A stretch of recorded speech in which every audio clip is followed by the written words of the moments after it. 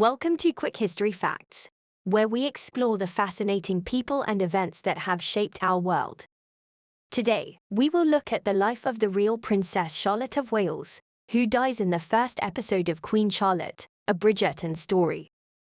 Princess Charlotte was the only surviving, legitimate grandchild of Queen Charlotte and George III. She was the child of the future George IV of the UK and his wife, Caroline of Brunswick.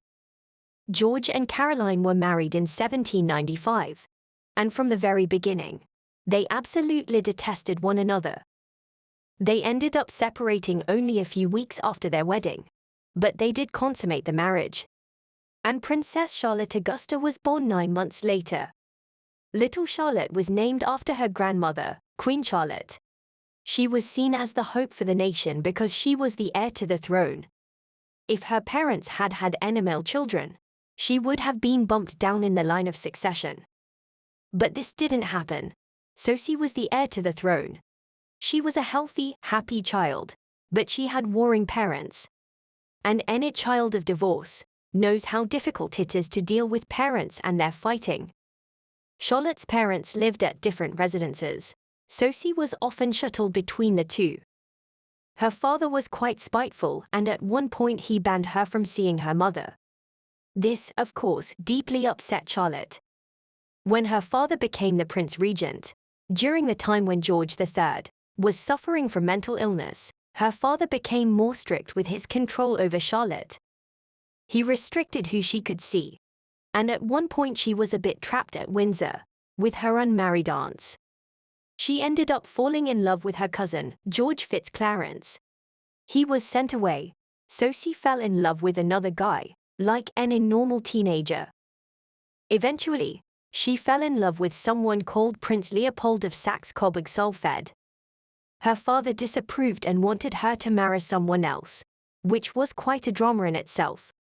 Her father ended up putting her under a type of house arrest. She was basically imprisoned until she submitted to him, but she eventually got her own way. They were married on the 2nd of May in 1816. Amazingly, Princess Charlotte's wedding dress still survives, and it's currently on display. Soon after the wedding, she became pregnant. This was a very exciting time, because the line of succession was going to be secure. In the early hours of November 6, 1817, the news broke across the nation. Princess Charlotte had tragically passed away during childbirth at the age of 21. The country was plunged into mourning, and the loss of this young, vibrant princess was deeply felt by all. The hopes and dreams of an entire nation were shattered in an instant. Princess Charlotte's death also had far-reaching consequences for the British monarchy. Her passing led to a succession crisis, as her death left no legitimate heirs to the throne. This eventually paved the way for the ascension of Queen Victoria, who would become one of the most influential monarchs in British history. The story of Princess Charlotte of Wales remains a poignant reminder of the fragility of life and the impact it can have on history. Her tragic death during childbirth forever changed the course of the British monarchy, leaving an indelible mark on the hearts of the people.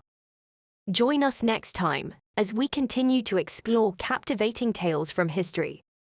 Please remember to like, subscribe, and hit the notification bell to stay updated.